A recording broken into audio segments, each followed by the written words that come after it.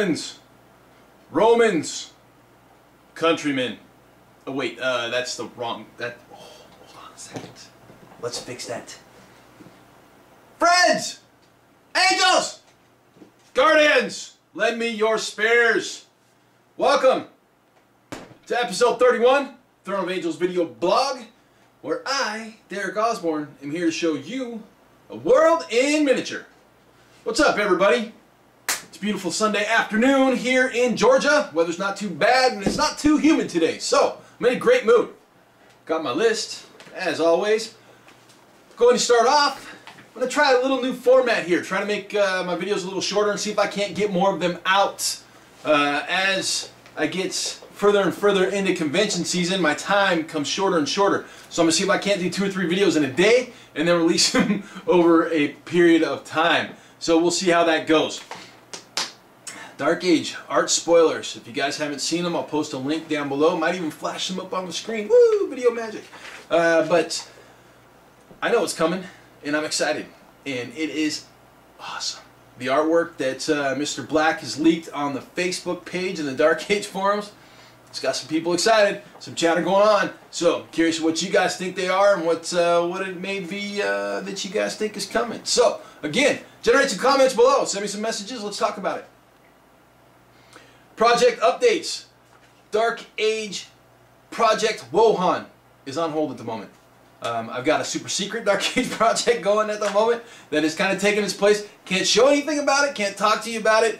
I just gotta say that it's interrupted my Wuhan progress because it is something that has to be done pretty quick. So it took the place of Wuhan and the time that I was devoting to Wuhan, but it's pretty sick and I'm having a lot of fun with it. So once it's ready for full reveal, you'll definitely see it here. Wrath of Kings, Project Teknes, right here, sitting on the table. I had a bunch of stuff to show you guys. We're going to take a look at that in a couple of minutes and really kind of show you the progress of where it's at and what I'm doing with it.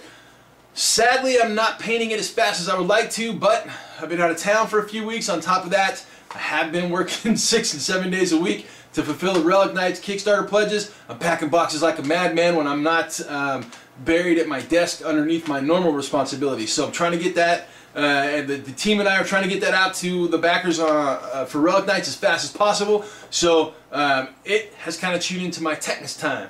But yeah, up next. So I'm going to let you guys decide. After Project Teknes, Super Secret Dark Age project, which is like back over here, you're not going to see it. And then Project Wuhan, which is kind of an ongoing thing. So it'll still be probably maintained while I do the next project. What do you guys want to see? Project Union from Wild West Exodus? Or Project Modular Table with different pre-made studio terrain elements. Some of the stuff that I've shown in previous episodes, and then some of the stuff that has been just released or new upcoming from different companies. Basically, I'm going to build probably a 4x4 modular board, maybe with 1 foot by 1 foot tiles, or 2 foot by 2 foot tiles. I might do 6, I might do 8. You know, the possibilities of what I can do obviously are endless. However, it's a project that I kind of want to involve you guys with and get feedback and direction and kind of see where we can go with it as like a brain trust, so to speak, right? So that's all I got for my list. Like I said, I am going to do my best to bring these short and sweet, and so that means it's time to get started. So let's rock. Woo!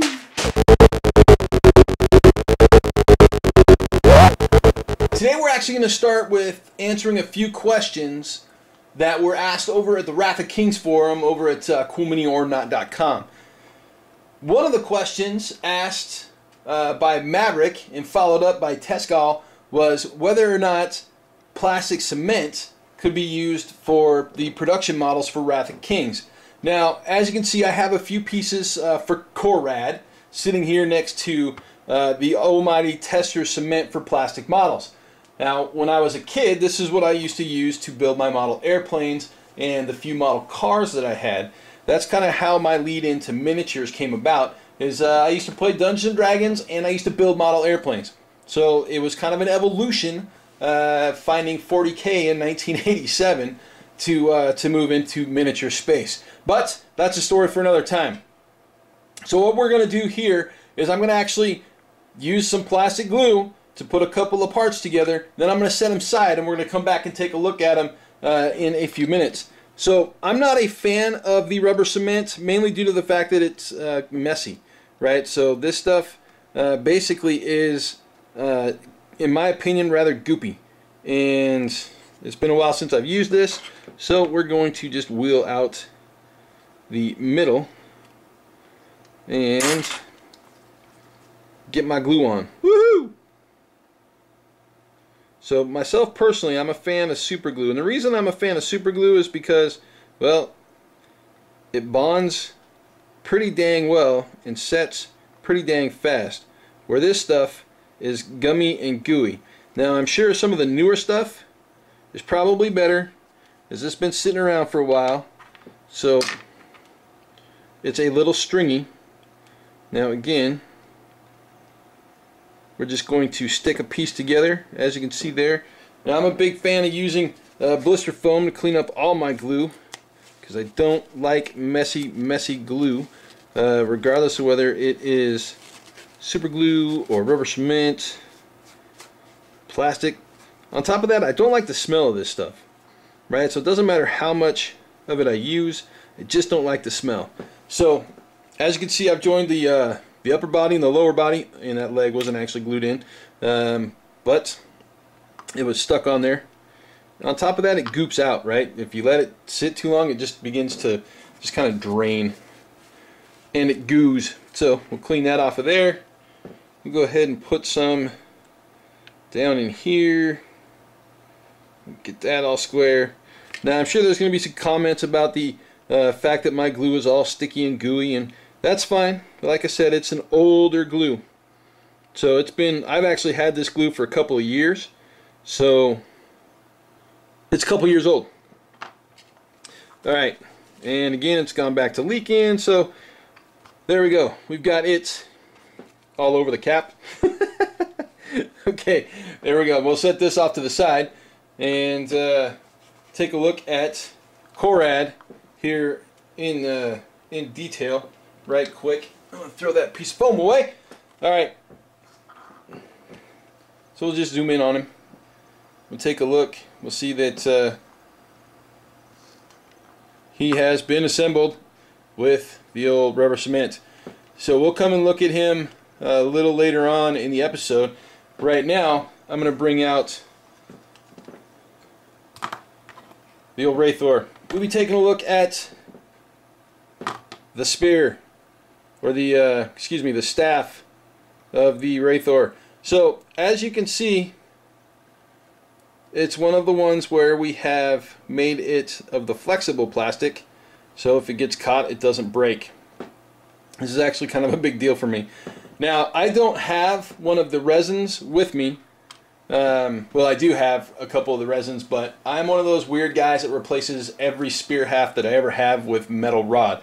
However, this I will not have to do because it is big enough, it's thick enough, and it is what I would consider pliable enough to where I don't have to replace it. Right? Same with the spear haft on the rider for the Fulong Devour. Right? It's a good size. It's flexible. I'm not going to snap it or break it like I would I don't know, any other number of models. I'm one of those guys. I had 30 Iron Fang pikemen in my Cawdor force at one time. I replaced every single one of their spear hafts with brass rod. So kind of weird like that. However, as you can see, this one, like I said, the diameter is a good size. What it is, I don't know because I haven't mic'd it, but it's much larger than the one that comes with the resin, which is about as thick as that drill bit. So you can see the massive difference between the two. And I haven't glued this one in yet, but as you can see, it just slides right in there. I mean, if you just really, you could basically just leave it that way, right? Put a little paint on it, and I mean, you wouldn't even have to glue it in. But so there is that. We'll come back to Corad here in a few minutes and see how he's doing. But let's take a look at Project Teknes. This is the current state of Project Teknes. As you can see, I got a union of union workers. Union Boss, Dalek, and I'm currently working on the Defender Lineman and the Lineman Controller over here on the right. We'll take a look at each one of these in detail right now. So as you can see, I have a unit of Union workers here. I am not a standard Army paint kind of guy. I hardly ever paint anything in the standard Army colors of, well, anything in regards to studio work. While I do appreciate all the work that goes into it, I myself would much rather do something unique, right? I like this to have my stuff stand out. So as Wrath of Kings is released into retail, you'll see a lot of conversion work on stuff that that comes out of my that comes off of my desk, as well as non-standard paint colors. Now, as you can see here, the armor obviously is not what you would expect. On top of that, they are not. Their skin is not the same color as what is up in regards to the online scheme. You can also see that I have kind of a custom base set that has been asked about. More news on these bases and what I have here will become available over time. Will they be available for retail? I do believe so, but keep an eye out either on my blog or some other random places for some more news on that. I will share what I can when I can. But let's look at a couple of these guys up close.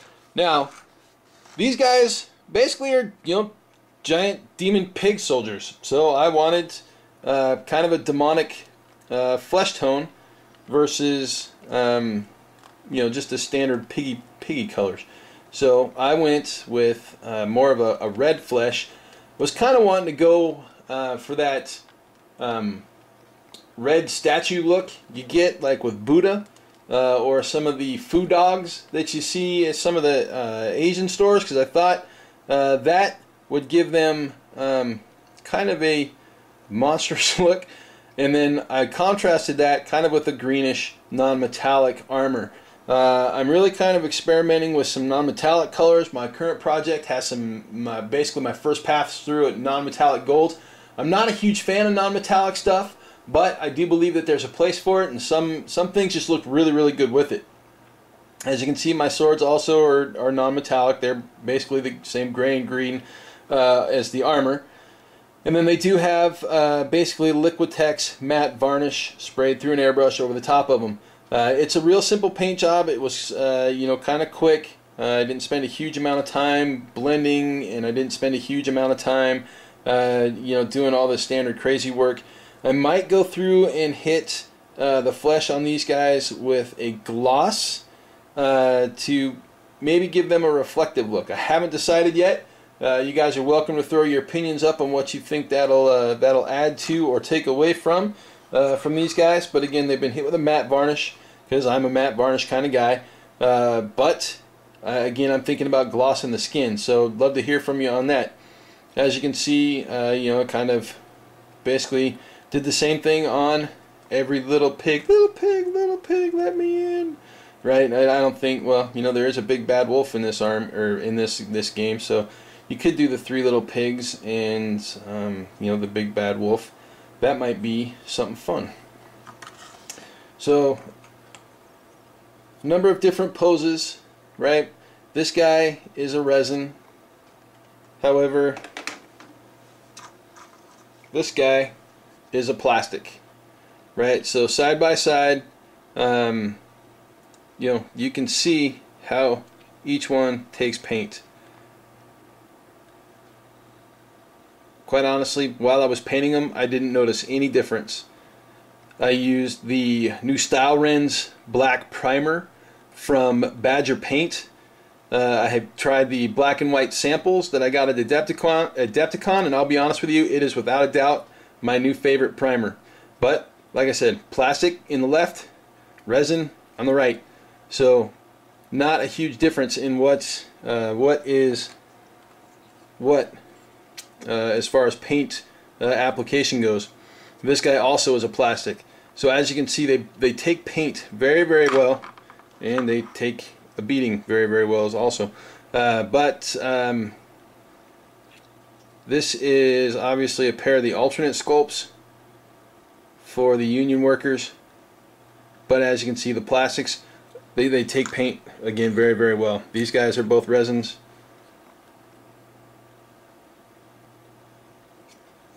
And another resin on the right and plastic on the left. So you can see these guys are approximately the same pose, but one's an alternate sculpt and one is a standard sculpt. This guy being a standard, this guy being an alternate. The one on the right is an alternate. However, as you can see, they both take paint again the very, very same way. So beautiful models. So up next we'll take a look at the Union Boss. Here is my Union Boss, top down of course. So, he is an Adani, that little guy right there. Focus, there we go. Riding, obviously, one of the possessed, or mildly possessed. He obviously isn't nearly as possessed or transformed as a union worker. I kept obviously the same metallic tones, or I should say non-metallic tones, for the metals on this guy, but I wanted to give him more human appearance, so I didn't quite go the same direction with his flesh as I did. I started off with the same base colors, obviously, as you can see the purple red in the folds and separations of his muscles, but I went more towards the human end of the spectrum versus what I would consider the demonic red end of the spectrum.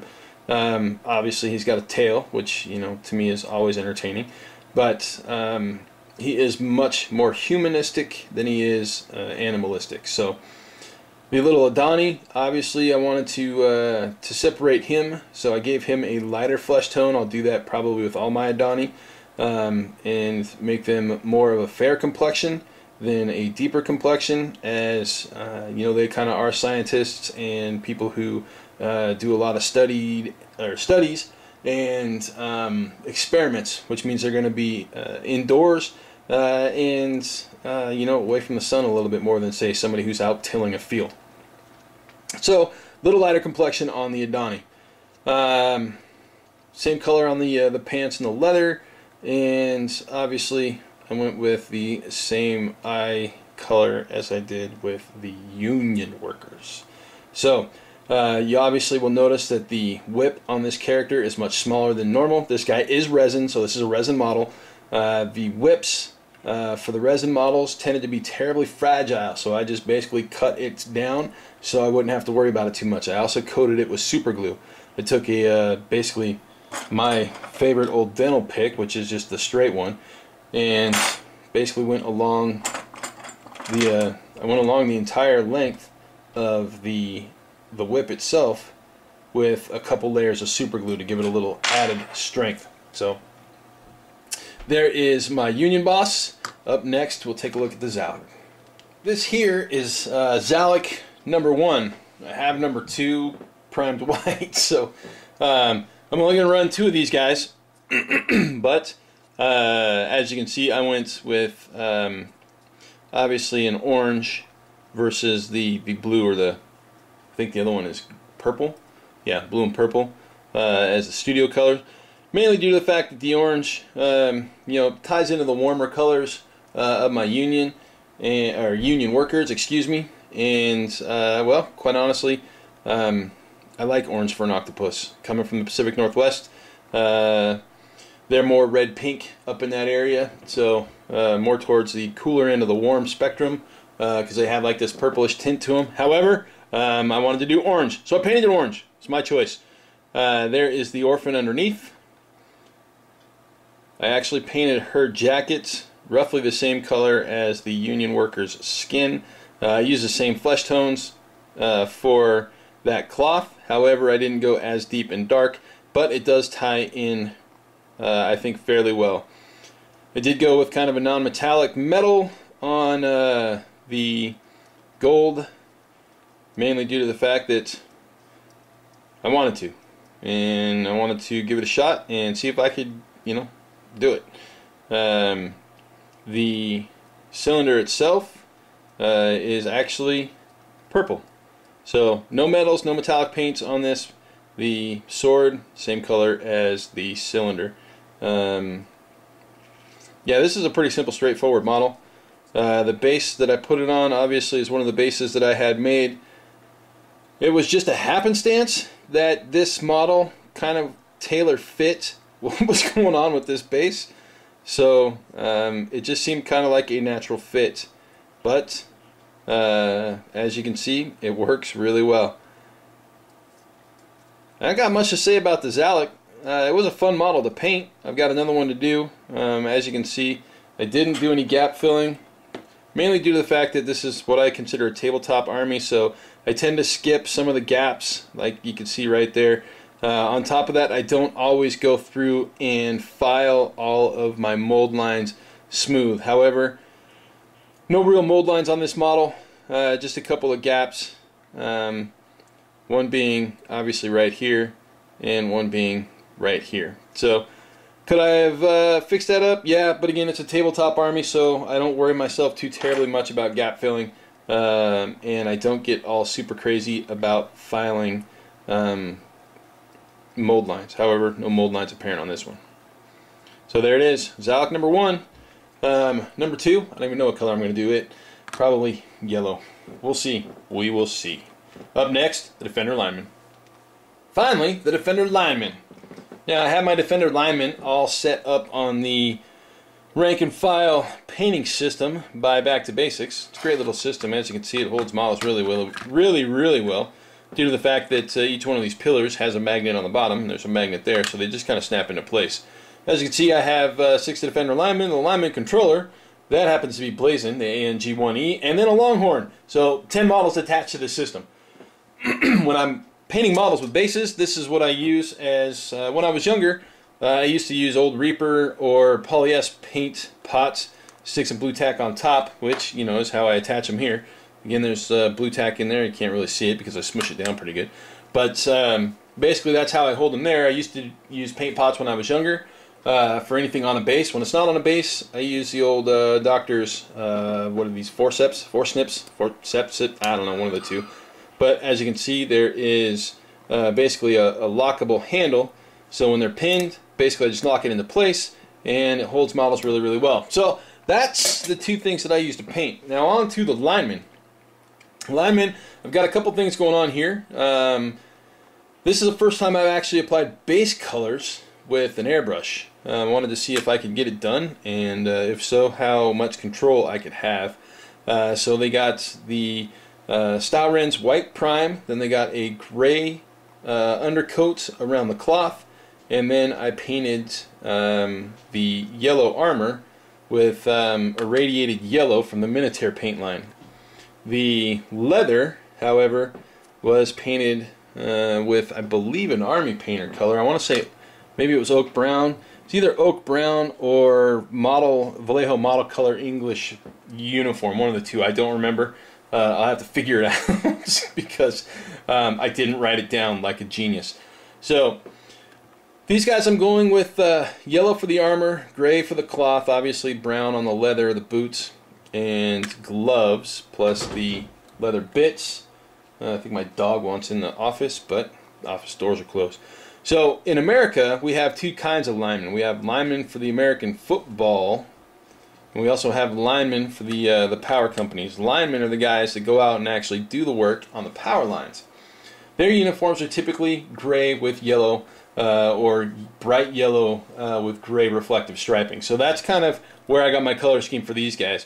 You know, a little bit of an homage to the good old linemen from the power companies here in the U.S. However, I think it also contrasts really well to the red skin of my pigs, and will work really well with the green on their armor. So as you can see, I haven't gotten really far with these guys yet. Basically just armor base colors. They'll get washed right after I get all of the leather squared away. Then I'll go through and I'll actually pick out what I want in gray in depth and clean it all up. But for the most part, that's kind of where the linemen are at.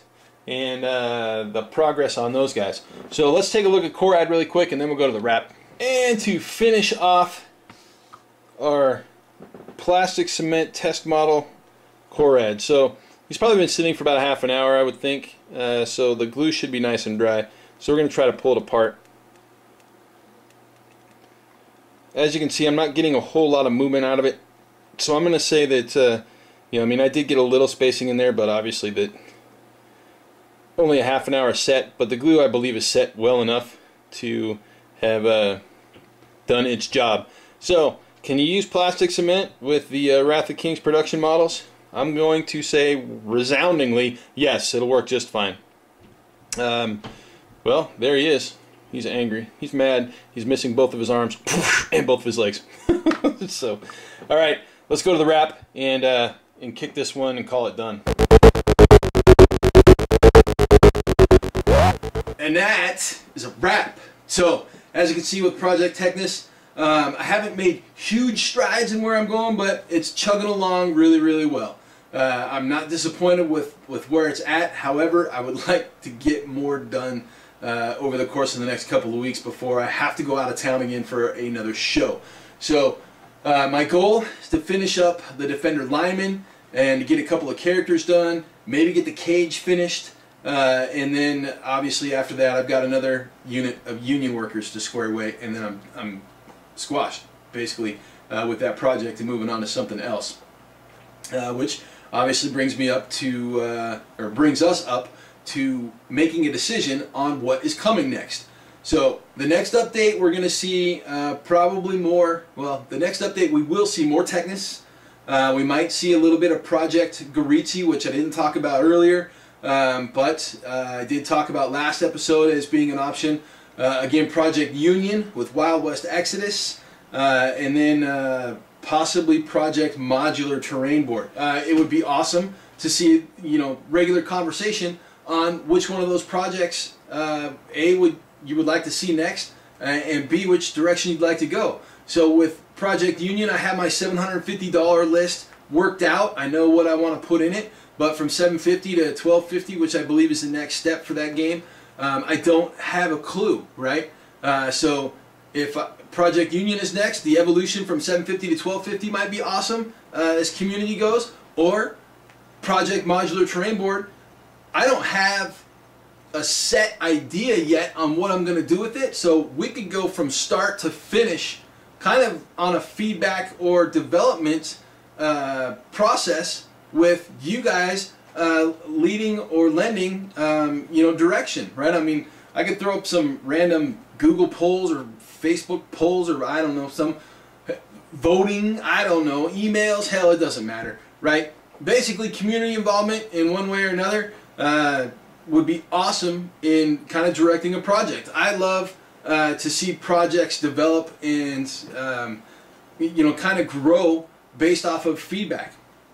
Right, the stuff I have for Wrath of Kings and Dark Age, I've already got that kind of set in my mind where I'm going, what I'm doing with it. But I always enjoy feedback from other people in regards to where it grows. Right, so Project Union or Project Modular Terrain Board, either one of those, there's some opportunity there. Right, love to hear from you guys. All right, so I think that's gonna cover it for episode 31. I'm going to do my best to get Simon Leaf here, or I should say Simon Leif out here for episode 32, maybe 33, we'll see. But again, like I said, going for a shorter format and seeing if we can't get more out in regards to general releases with a shorter time frame. So let me know what you think of the new format, and I will talk to you guys soon.